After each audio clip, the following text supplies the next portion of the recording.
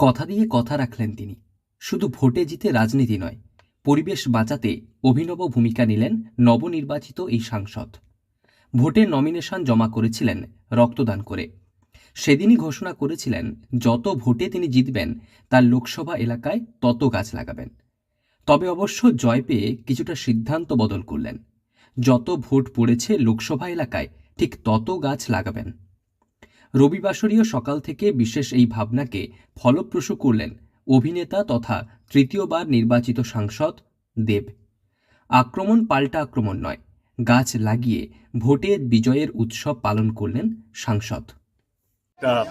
এক সপ্তাহ হয়নি, যেটা আমরা লাস্ট মঙ্গলবারে আমরা রেজাল্টটা পেয়েছি, আজকে রোববার। 4 দিনের মধ্যে প্রথম প্রতিশ্রুতি যেটা আমরা দিয়েছিলাম, যতগুলো ভোট পাবো ততগুলো গাছ লাগাবো, আজকে সেই কর্মসূচিটা শুরু করলাম। এবং আপনারা বিশ্বাস করবেন, আমার সবকটা বিধানসভা থেকে যেভাবে আমরা সাড়া পাচ্ছি, যেভাবে ব্লক থেকে আরম্ভ করে, অঞ্চল থেকে আরম্ভ করে, সবকটা বিধানসভা থেকে, তো আমরা সিদ্ধান্ত নিয়েছি, যেটা আগে নিয়েছিলাম কি যতগুলো আমি ভোট পাবো ততগুলো গাছ লাগাবো, কিন্তু এখন আমরা সিদ্ধান্ত নিয়েছি শুধু আমি না, ঘাটাল লোকসভা কেন্দ্রে যতগুলো ভোট পড়েছে, সেটা বিজেপির জন্য, সিপিএমের জন্য, কংগ্রেসের জন্য, সমস্ত দলের জন্য, শুধু নোটা বাদ দিয়ে, কারণ নোটারা চাইনি কাউকে কোনো দলকে সমর্থন করতে, শুধু ওই সংখ্যাটা বাদ দিয়ে ঘাটাল লোকসভা কেন্দ্রের প্রত্যেকটা ভোট, যতগুলো ভোট পড়েছে ততগুলো আমরা গাছ লাগাতে চলেছি। সেই সংখ্যাটা আমার মনে হয় কাছাকাছি 15 লক্ষের কাছাকাছি।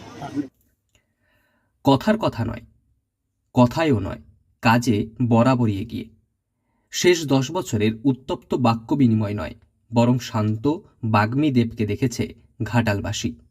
তবে এবারে বিজেপি প্রার্থী হিরণের বিরুদ্ধে প্রতিদ্বন্দ্বিতা করেছিলেন তিনি। টাপ লড়াই হলেও প্রায় 1,82,000-এরও বেশি ভোটে জয় পেয়েছেন। মনোনয়নের দিন সিদ্ধান্ত নিয়েছিলেন যত ভোট তিনি পাবেন লোকসভা এলাকায় তত গাছ লাগাবেন। তবে কিছুটা সিদ্ধান্ত বদল করলেন দেব।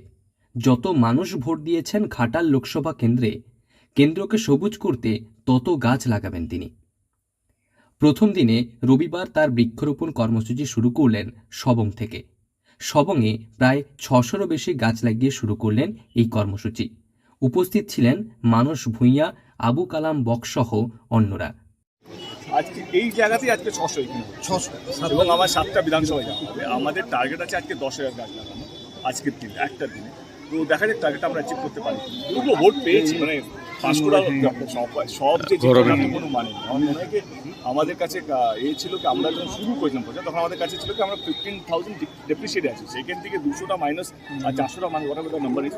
তো আমরা অনেকটা ভালো করেছি। এবং আমার মনে হয় কি এইটা রাজনীতি নয়, এই গাছ লাগানোর মধ্যে রাজনীতি কোথাটিকে ঢুকতে পারছে না। আমি তো অন্য কিছু বলতে পারতাম, অন্য কিছু দিয়ে শুরু করতে পারতাম। আমার মনে হয় ভারতবর্ষে একমাত্র এমপি যে উদ্যোগটা নিয়েছে, ভারতবর্ষের 70-75 বছরের ইতিহাসের মধ্যে, যে প্রত্যেকটা ভোটে গাছ লাগাবে। তো এইটা শুধু এবারে আমি তো আগে বলেছি না আমি কতগুলো ভোট পেয়েছি, এখন তো বলছি আমরা কতগুলো ভোট পেয়েছি।